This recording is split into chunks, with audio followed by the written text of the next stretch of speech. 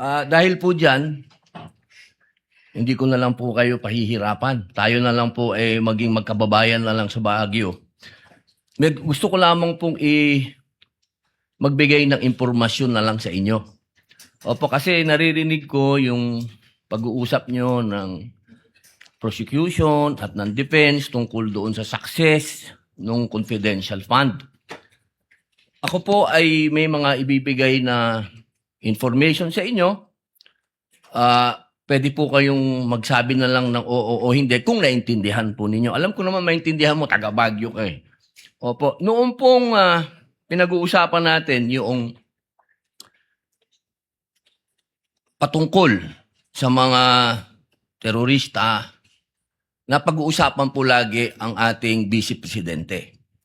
Ang ating pong Vice Presidente magmula 2016 hanggang 2022, siya po ay naging mayor. Alam niyo po ba yon?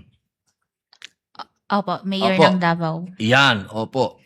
Sa Davao po, meron po dyan na-identify na 55 na mga tinatawag na alternative at yung mga lumad schools na infiltrated ng terrorism.